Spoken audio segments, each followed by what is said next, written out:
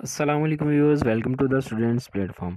Viewers, आज हम PSY 404 abnormal psychology के टॉपिक 15 से लेकर टॉपिक 21 तक इंशाल्लाह कवर करेंगे। टॉपिक 15 है treatment. A procedure design to change abnormal behaviour into more normal behaviour. इसके अंदर प्लानिंग अ ट्रीटमेंट के अंदर all form of therapy have three essential features. तीन फीचर्स होते हैं हर थेरेपी के अंदर। एक पेशेंट होता है, सिंपल वर्ड में आपको बता रहा हूँ, एक पेशेंट होता है, दूसरा थेरापिस्ट होता है और तीसरा थेरापिस्ट और पेशेंट के दरमियान कॉन्टैक्ट।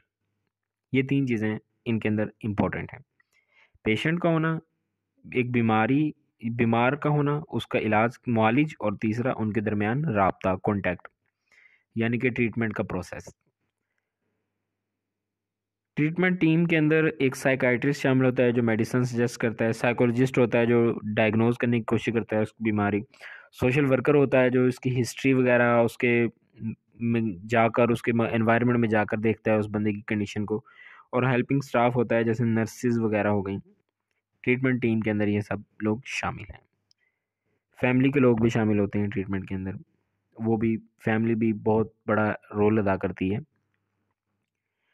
नंबर 16 है topic modality of treatment.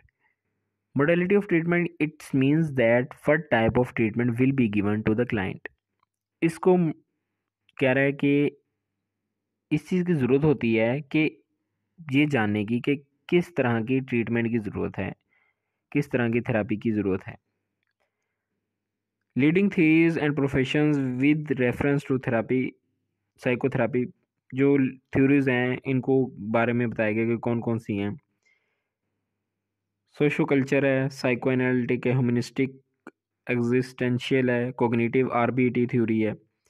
PSY 101 में आप लोगों ने पढ़ी होगी। बिहेवियरल और बायोलॉजिकल बिहेवियर्स हैं इंसान के, ट्रीटमेंट है।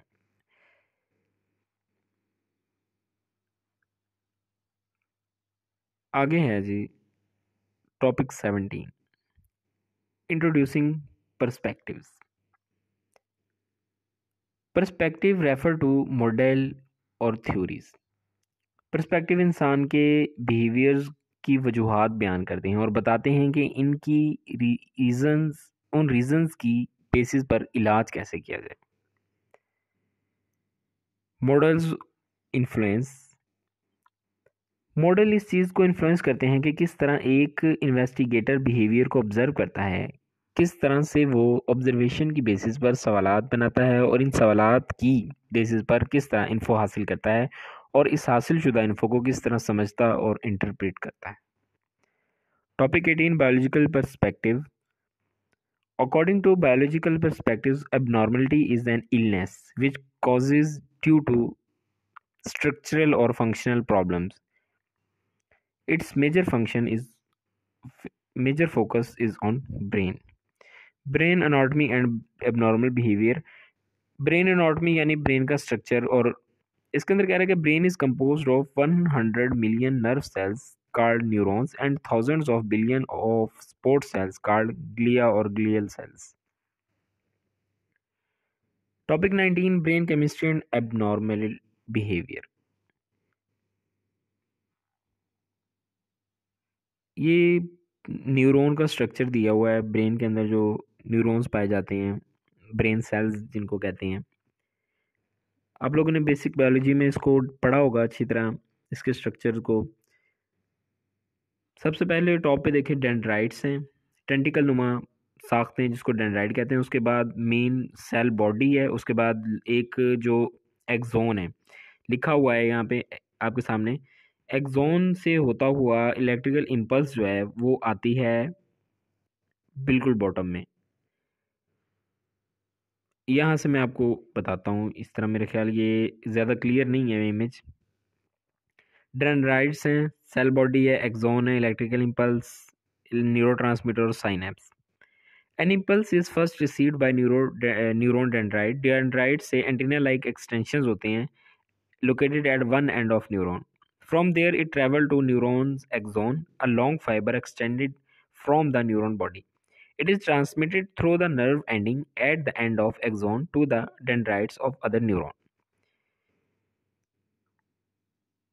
A tiny space called synapse separates one neuron from the next. दो न्यूरॉन के दरमियान एक स्पेस होती है, खाली जगह होती है, जिसको साइनेप्स कहते हैं. मैसेज जो है वो यहाँ से होता हुआ गुजरता है. इनके दरमियान जो है ना न्यूरोट्रांसमीटर्स होते हैं, मतलब कि स्पेसिफिक किस्म के केमिकल्स होते हैं जिनको न्यूरोट्रांसमीटर्स कहते हैं साइनेप्स के अंदर, जो कि एक मैसेज को दूसरे मैसेज, एक न्यूरॉन से दूसरे न्यूरॉन तक एक मैसेज को ट्रांसफ़र करने में हेल्प करते हैं. न्यूरोट्रांसमीटर्स वही जो मैंने आपको बताया कि क्या होते हैं. न्यूरोट्रांसमीटर साइनेप्स के दरमियान जो स्पेस होती है उसके अंदर केमिकल्स पाए जाते हैं जो कि इलेक्ट्रिकल सिग्नल, केमिकल सिग्नल जो आ रहा होता है एक न्यूरॉन से, उसको दूसरे न्यूरॉन में मुंतकिल करते हैं. रिसर्चर्स ने बहुत से न्यूरोट्रांसमीटर्स को आइडेंटिफाई किया है.